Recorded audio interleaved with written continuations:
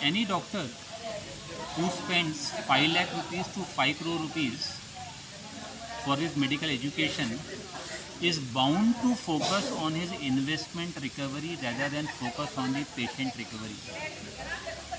As simple as that. The equation is very clear.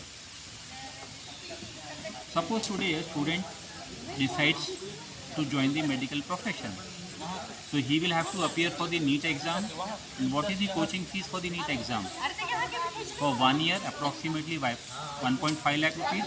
For 2 years of NEET coaching, a good institute will charge you up to 3 lakh rupees. 2 years of hostel accommodation and food expenses in Kota or different city is bound to raise up your bill.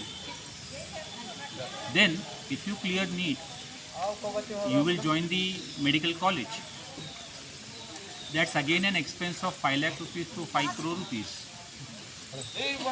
After completing your MBBS, government will force you to join a rural healthcare center, serve in a rural area as a mandatory training.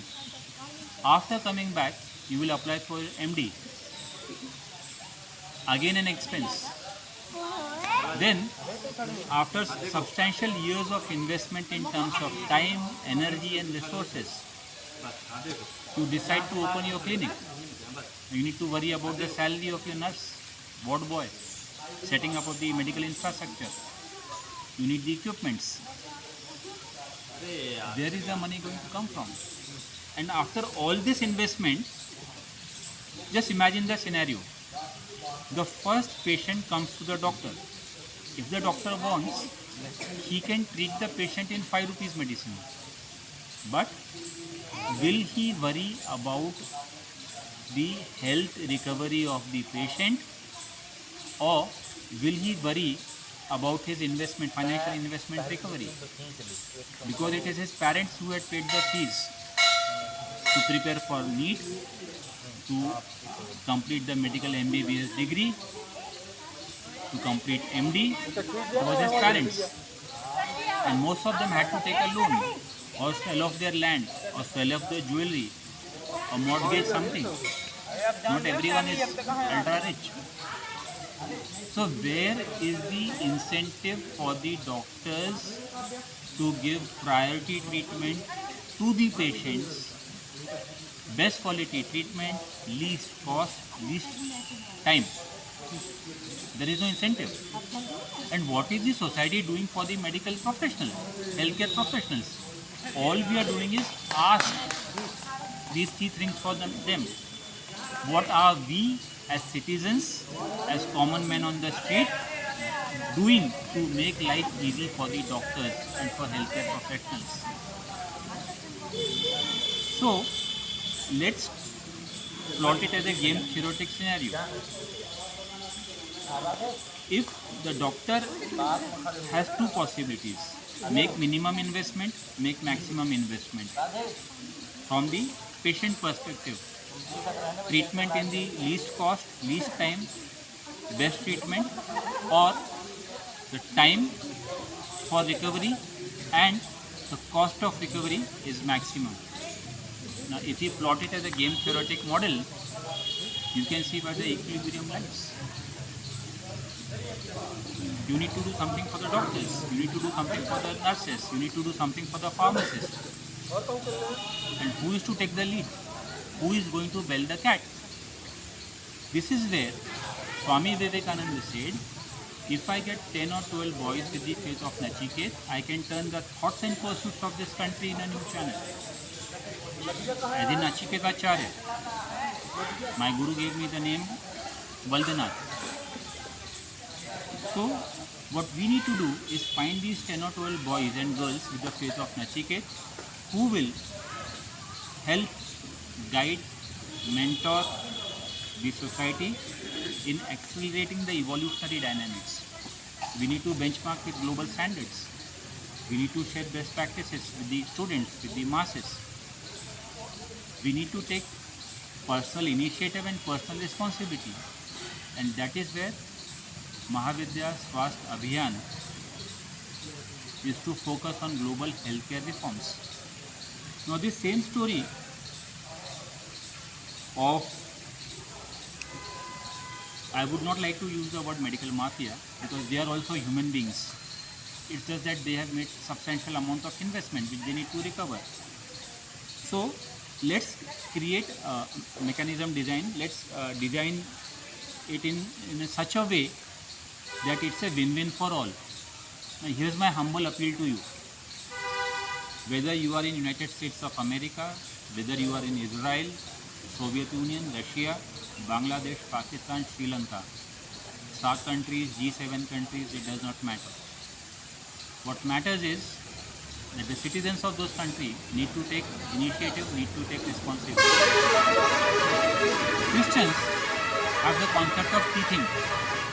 Now in teething, you donate 10% of whatever you are earning annually to the church.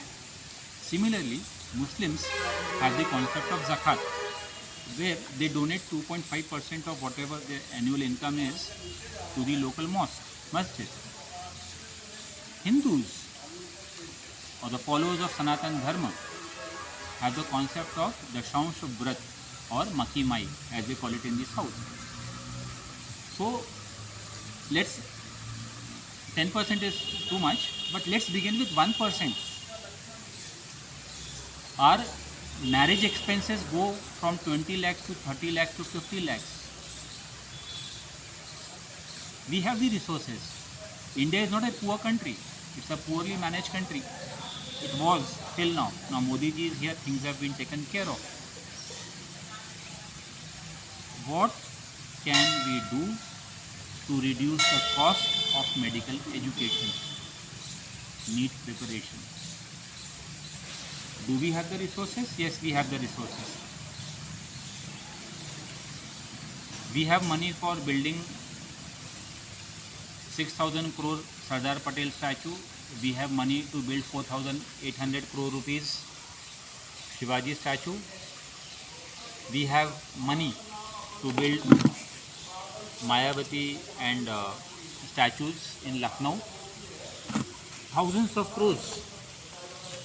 Now why can't we use a fraction of this money to subsidize medical education in this country? So this is my humble appeal to you. Join Mahavidya Swasth Abhiyan. Understand the ideology. Understand what is the concept of Purusharth or the 4 Alpha model that we have created. Learn Six Sigma. Know the basics of ISO audit, process mapping. Know what is 5S. Know what is Kaizen culture. Know what is quality circles. And know 2 important concepts. Number 1, benchmarking with global standards. Number 2, sharing of best practices. And let there be quality circle projects, Kaizen projects, right up to the grassroots level in this country and in the world. And then we will be able to accelerate the evolutionary dynamics.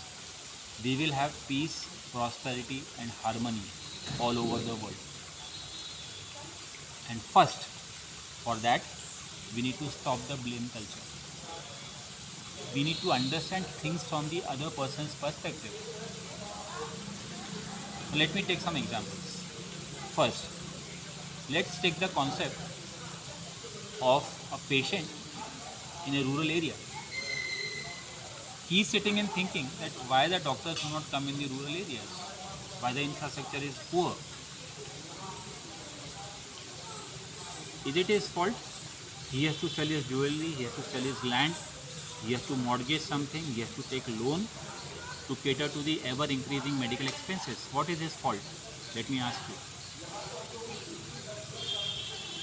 Second thing, let's take the perspective of the parents of a medical aspirant. He is thinking, what do I sell? What do I mortgage? Do I sell my land? Do I sell my jewelry? Do I take a loan?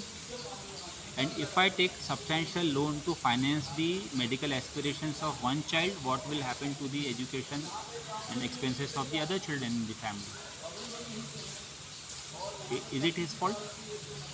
Their fault? think. Now, take the perspective of a doctor. He is thinking that it was my parents who paid for the medical expenses, admission fees, NEET coaching fees, setting up the infrastructure, clinic, healthcare facilities. What is society doing for the doctor? So where is the incentive for the doctor to treat the patient best quality treatment, minimum time possible and minimum cost? So they are also working on the concept of repeat customers, like the lawyers. That's the doctor's perspective. The student's perspective, he is thinking, I have to recover the money, earn money somehow, irrespective of whatever scams are involved. Then I need to recover that money, pay the loan which was taken by my parents to fund my medical education. Now, who is right and who is wrong? There is no black or white over here. There are shades of grey in between. There are multiple perspectives, and we need to analyze this problem, healthcare problem, from different perspectives, and then and only then we will be able to find a solution. And again, there's a ship, and the ship is sinking, and the people in the cabin are busy painting the walls of their respective cabins. Ultimately, the ship will drown. What is the use of painting and taking care of your own individual cabins?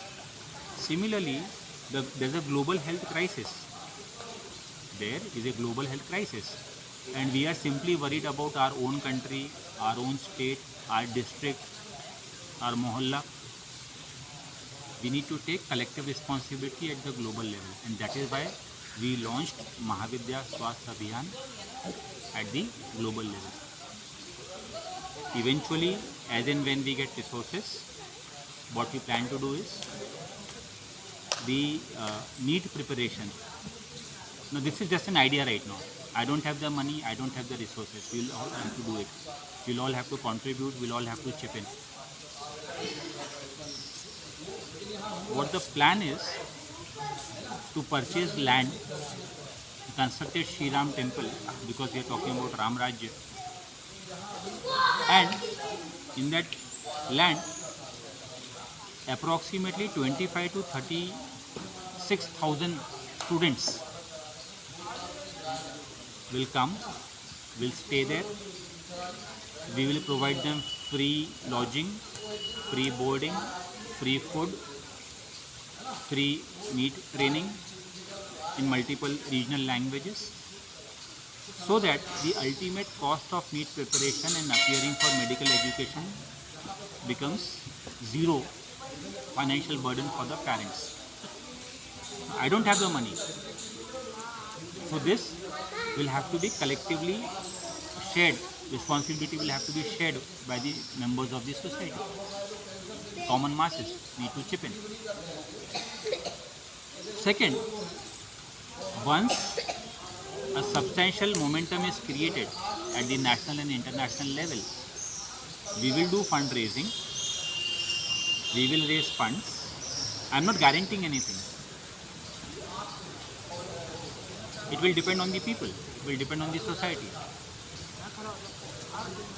We will raise funds, and if sufficient funds are raised, we will pay the fees of the MBBS, BDS, pharmacy and nursing students, Ayurvedic homeopathy students, hoping that when there is zero or minimum financial investment on the part of the healthcare or medical professional, the probability that the doctor or the healthcare professional will focus on the health recovery of the patient and not just focus on his financial investment recovery. Again, I am saying I don't have resources. It will depend on the collective conscience of the masses. And let me share a small story with you. There was a particular village, and people their distress, they were facing a lot of problems. Water problems were there, food problems were there, revenue problems were there. Pause कर लो, लोग आवाज अशोक